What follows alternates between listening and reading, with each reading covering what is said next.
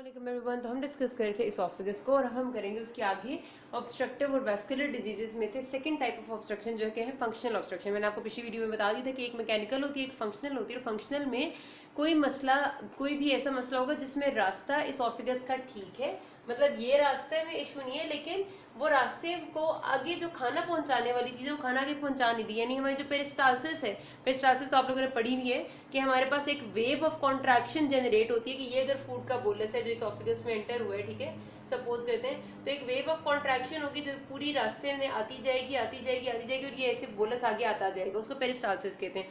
अगर पेरिस्टालसिस वो wave of contraction किस तरह से आती है कि जब फूड का बोलस आता है और वॉल स्टिमुलेट होती है, तो जीआईटी की वॉल में हमारे पास पूरा का पूरा न्यूरोनल प्लेक्सिस है, वहां से मैसेज जाता है टुवर्ड्स द ब्रेन और ब्रेन वापस मैसेज भेजता है उसी प्लेक्सिस को थ्रू डिफरेंट वेगस नर्व होती है हमारे पास बेसिकली कि जाओ और आगे से अगले पोर्शन को कहते हैं कि रिलैक्स हो जाओ ताकि बोलस ऑफ फूड आगे आता जाए, और इस तरह बोलस आगे आता जाता है। अगर आपके पास किसी वजह से ये प्रोसेस नहीं हुआ तो डेफिनेटली इसोफेजियल डिसमोटिलिटी हो जाएगी और खाना आगे नहीं आएगा, उसको हम कहते हैं फंक्शनल ऑब्स्ट्रक्शन। उसकी सबसे इंपॉर्टेंट जो डिजीज है वो है एकलेजिया। एकलेजिया आपसे वाइवा में अक्सर पूछते हैं, this is a very very important condition, इसको आपने याद रखना है, स्पेशली जो इसका ट्रायड है।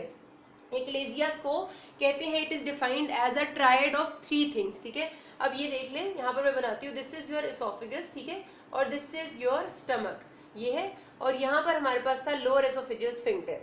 अब इसमें एकलेजिया में 3 चीजें होती हैं। सबसे पहली चीज है इसमें incomplete relaxation of the lower oesophageal sphincter. अब खाने ने ऊपर से नीचे आया है और उसने एंटर होना है स्टमक में, ये स्फिंक्टर है, ये स्फिंक्टर नॉर्मली क्लोज होता है, मतलब ये अपनी कॉन्ट्रैक्टेड स्टेट में क्लोज है। अब ये स्फिंक्टर रिलैक्स होगा तो खुलेगा, जिसकी वजह से खाना आ जाएगा, और वो रिलैक्स होना और खुलना उसका इसी बात पे डिपेंड करता है कि उसे मैसेज मिलेगा खुलने का नर्व्स के थ्रू, तो ही वो रिलैक्स होगा। तो अगर हमारे पास सबसे पहला काम एकलेजिया में होता है कि it is the failure of the relaxation of lower oesophageal sphincter, ठीक है, ये रिलैक्स नहीं होता या इनकम्प्लीट होता है। तो पहला ये हो गया। दूसरा है increase tone of lower oesophageal sphincter. एक तो वो रिलैक्स नहीं हो रहा, उसकी वजह से उसकी टोन भी, यानी उसकी जो स्ट्रेंथ है वो बहुत ज्यादा इंक्रीज हुई हुई है। और तीसरा हमारे पास है एसोफेजियल ए पेरिस्टालसिस, यानी कि जो नॉर्मल पेरिस्टाल्टिक कॉन्ट्रैक्शंस थी वो भी नहीं आ रही, ठीक है, तो ए पेरिस्टालसिस है। और ये तीनों चीजें किस चीज की तरफ लीड कर रही है? मैंने कहा कि incomplete relaxation of lower oesophageal sphincter है, यानी कि उसे नर्व से मैसेज ही नहीं मिल रहा रिलैक्स होने का। उससे क्या हुआ, उसकी टोन इंक्रीज हुई है, वो कॉन्ट्रैक्टेड स्टेट में। तो second is the increase tone of lower oesophageal sphincter.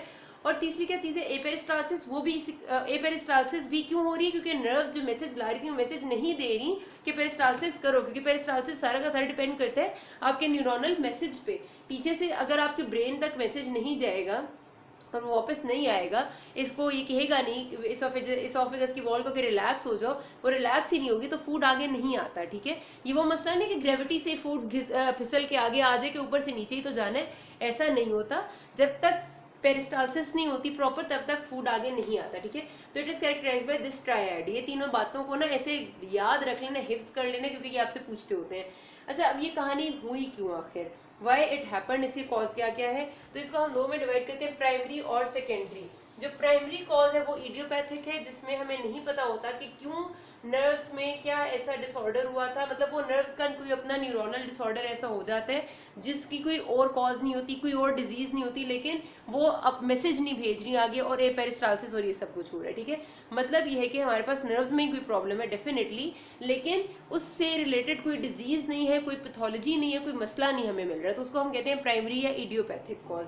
जो सेकेंडरी कॉज है उसमें सबसे पहले ऐसा, इसमें जो इडियोपैथिक में हमें मतलब उसको हम कह सकते हैं कि डीजेनरेटिव चेंजेस इन नर्व्स आ रहे हैं, क्योंकि अब नर्व्स जो है वो कमजोर हो रही हैं, वो डीजेनरेट हो रही हैं, और उसकी वजह से शायद ऐसा हो सकता है। लेकिन फिर मैं वही कह रही हूँ कि कोई आपकी बहुत डिफरेंट किस्म की पैथोलॉजी, बाकायदा हुई डिजीज नहीं है पेशेंट को। जो दूसरा हो सकता है सेकेंडरी कॉजेस, उसमें आपका सबसे पहले आ गया कि एक और बहुत इंपॉर्टेंट डिजीज है, दैट इज शगास डिजीज। इसको आपने लाजमी याद रखना, रिलेटेड टू एकलेजिया, या आपने अपनी हेलमिंथ्स या पैरासाइट्स जब आपने माइक्रोबायोलॉजी में पढ़े होंगे तो आपने पढ़ी होगी। It is called by trypanosoma cruzi, और ये क्या करती है कि ये आकर आपकी नर्व्स में जो ये शगास डिजीज ट्रिपैनोसोमा क्रूजाई होता है आपका पैरासाइट, ये आके आपकी नर्व्स को इन्फेस्ट करता है, आपकी जो इसोफेगस की है, और ये ए पेरिस्टालसिस कर देता है, ठीक है। तो Chagas disease is a very very important cause of secondary aperistalsis. Causes, ठीक है, क्योंकि ये आपके माइंटेरिक प्लेक्सस को ही बिल्कुल डिस्ट्रॉय कर देता है। और जब आपका इसोफेगस का माइंटेरिक प्लेक्सस से डिस्ट्रॉय हो जाएगा तो उसके बाद तो आपको पता है कि मैसेज आगे आ ही नहीं सकता और जा नहीं सकता सही से। तो सबसे इंपॉर्टेंट कॉज तो यही है आपकी। उसके बाद अच्छा, ये सिर्फ और सिर्फ ज़ाहिर माइंटेरिक प्लेक्सस तो पूरी जीआईटी में है ना, तो शिगास डिजीज पूरी जीआईटी के पेरिस्टालसिस को इफेक्ट करती है। उसके बाद हमारे पास बहुत सारे और कंडीशन है। सपोज ये आपके देखिए सार्कोइडोसिस है, अमाइलाइडोसिस है, ये आपकी जो है ऑटो इम्यून टाइप ऑफ मतलब कंडीशन है, इनमें रिलेटेड भी हो सकता है। कुछ नियोप्लाज्म्स है, कुछ आपके ऐसे कैंसर्स है जिनमें हो सकता है। इसके अलावा कुछ आपकी ऑटोनॉमिक न्यूरोपैथी है, जिनमें से डायबिटिक जो न्यूरोपैथी है ना, डायबिटीज के पेशेंट जिनमें अनकंट्रोल डायबिटीज होते हैं, उनमें नर्व्स की डिजेनरेशन स्टार्ट हो जाती है, उसमें भी ये अक्सर देखा गया है। तो ये सारे कॉजेज हैं सेकेंडरी कॉजेज, ठीक है, जिसमें आपने शिगास को सबसे ऊपर लिखना है, फिर सार्कोइडोसिस अमाइलाइडोसिस लिखनी है, फिर नियोप्लाज्म्स लिखने हैं, मैलिग्नेंसीज, और फिर आपने डायबिटिक न्यूरोपैथी लिखनी है। तो ये चीज़ें आ जाती हैं जो ये कर सकती हैं। और जाहिर है फिर हमने उसमें नर्व की जो भी डिसऑर्डर है उसको ट्रीट करना होता है।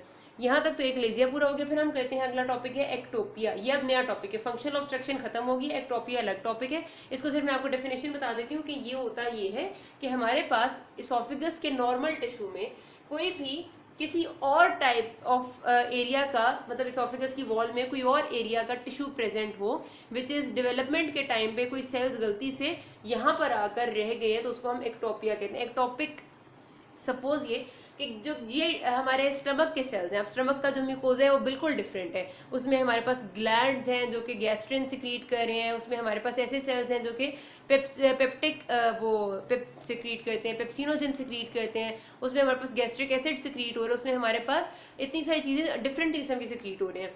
अगर वो वाला म्यूकोजा का कोई एक छोटा सा पैच, सपोज करते हैं ये मैंने नॉर्मल एसोफेगस बनाया और इसमें गैस्ट्रिक म्यूकोजा का इतना सा पैच रह गया, डेवलपमेंट के टाइम पे कोई मसला रह गया जिसमें से डेवलपमेंटल रेस्ट एक गैस्ट्रिक पैच की यहाँ रहेगी, तो इसको हम कहते हैं एक्टोपिया, ठीक है। तो इसोफेगस में आपका अक्सर औकात गैस्ट्रिक पैच अगर आपको मिले तो कोई ना कोई मिल जाता है, फिर डिपेंड करता है कि अगर वो वैसे ही है, वो कुछ कर नहीं रहा तो इट्स फाइन, लेकिन अगर उस पैच में उसी किस्म के वो म्यूसिनस ग्लैंड्स हैं, गैस्ट्रिक एसिड सिक्रीटिंग एरिया है, पेप्सिनोजन सिक्रीटिंग एरिया, तो वो सब कुछ जब इसोफेगस में सिक्रीट होगा तो ज़ाहिर है heart burning, chest pain, difficulty in swallowing और इस किस्म की चीज़ें आपको महसूस होंगी। फिर गैस्ट्रिक हेट्रोटोप इनलेट पैच कहते हैं इस चीज़ को, कि इसोफेगस में गैस्ट्रिक का कोई छोटा सा पैच रह जाए। और गैस्ट्रिक हेट्रोटोपिया ये होता है कि आपका स्टमक का जो इसी किस्म का म्यूकोजा का पैच है ये आपकी पूरी जीआईटी में जगह जगह हो, इसोफेगस में भी हो, नीचे स्मॉल इंटेस्टाइन में भी हो, लार्ज इंटेस्टाइन में भी हो, तो उसको हम कहते हैं गैस्ट्रिक हेट्रोटोपिया, के स्टमक अपनी जगह तो है और जगह जगह पर और भी मौजूद है, तो वो भी एक्टोपिया की एक फॉर्म है। बस इसको आपको पता होना चाहिए कि ये है क्या। आखिर में हम जो टॉपिक करेंगे जो हमारी ऑब्स्ट्रक्टिव और वेस्कुलर डिसऑर्डर से रिलेटेड है वो बेसिकली वेसल का डिसऑर्डर है जो कि है oesophageal varices. Again a very important topic with regard to आपके एससीक्यूज में ही आता होता है, इसलिए आपको इसको बहुत ध्यान से सुनना और बहुत ही आसान है। क्या है ये जी? आपको पता है कि हमारे पास जब पूरी जीआईटी में जो ब्लड आता है, जो ब्लड सप्लाई इसकी आर्टीरियल सप्लाई है, उसके बाद वो जीआईटी से हमारी सारी की सारी बनती हैं वेन्स जो स्मॉल और लार्ज इंटेस्टिन से निकलती हैं, और वो वेन्स जाके एज अ पोर्टल वेन हमारे लिवर में एंटर होती हैं, ठीक है। आपकी जो जीआईटी है ना, जो इसोफेगस है, स्टमक है और स्मॉल इंटेस्टाइन है, यहाँ का सारा वीनस ब्लड आता तो आर्टरीज से है, और वीनस ब्लड यहाँ से ड्रेन होता है और पोर्टल वेन के थ्रू लिवर में जाता है। ये बात तो आपको पता है ना, इसको हम कहते हैं पोर्टल सिस्टम। और फिर लिवर से ये ब्लड थ्रू पहले तो ये आता है हिपैटिक पोर्टल वेन के थ्रू लिवर में, और लिवर से जाती है portal vein into the inferior vena cava, तो सब ये चला जाता है इनटू द हार्ट, ठीक है।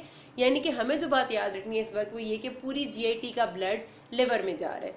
अगर हमारे पास कोई ऐसा मसला हो कि पोर्टल वेन में ऑब्स्ट्रक्शन आ गई है, ब्लड आगे पोर्टल वेन में इसके थ्रू लिवर में नहीं जा पा रहा, तो वो ब्लड जो है वो क्या होती है, उसका प्रेशर हमारी सारी की सारी वेन्स में बढ़ने लग जाता है।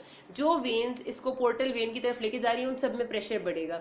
उसकी वजह से क्या होता है, छोटे छोटे कोलैटरल चैनल्स डेवलप होने लग जाते हैं जो कि इन पोर्टल वेन्स के पोर्शन को सिस्टेमिक वेन्स से, यानी कि जो वेन्स हमारी छोटी पतली वेन्स है, बारीक वेन्स सिस्टेमिक वेन्स होती हैं, यहाँ पे हमारी जीआईटी में भी सिस्टेमिक वेन्स होती हैं लेकिन बहुत छोटी और पतली होती हैं, वो इतना सारा पूरी जीआईटी का प्रेशर कभी भी बर्दाश्त नहीं कर पाती, तो कोलैटरल वेसल्स बन जाती हैं जो इन सिस्टेमिक वेन्स से उस पोर्टल वेन को कनेक्ट करती हैं।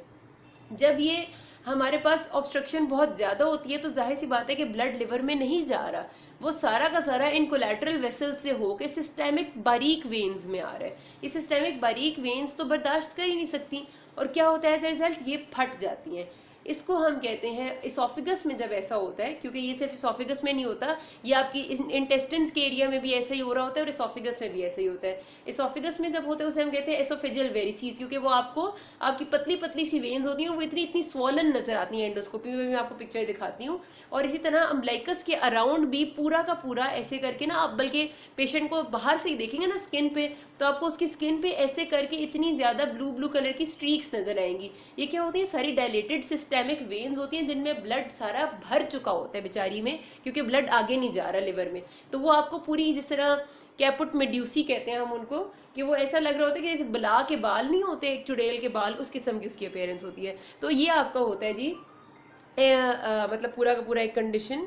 तो है वो चलें कि ये कंडीशन जब आपकी इसोफिगस में होती है, तो इसोफिगस की जो भी छोटी छोटी सी वेन्स हैं वो बहुत भर जाती हैं, उसे हम इसोफिजियल वेरिसीज कहते हैं। और अगर वो फट जाएं तो फिर शदीद किस्म की ब्लीडिंग, और जाहिर सी बात है कि वो इसोफिगस के अंदर फटेंगी तो आपको खून की उल्टी आएगी, उसे हम कहते हैं बहुत ज़्यादा हेमेटोमेसिस होता है, पेशेंट को बहुत ज़्यादा खून की उल्टी आती है। वो एक इमरजेंसी होती है कि आपको इतना ज़्यादा ब्लड लॉस हो रहा होता है कि पेशेंट की डेथ हो जाती है।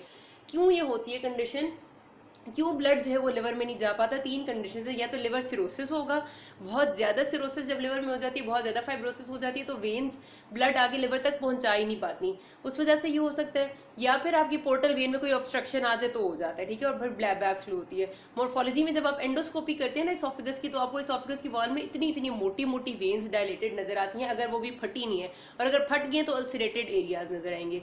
और क्लिनिकल फीचर्स ये हैं कि हमें उसे फौरी तौर पर ट्रीट करना है। पेशेंट अगर फट चुकी होंगी तो हेमेटोमेसिस के साथ प्रेजेंट करेगा, और अगर नहीं फटी तो वो मोस्टली एसिम्प्टोमेटिक होता है।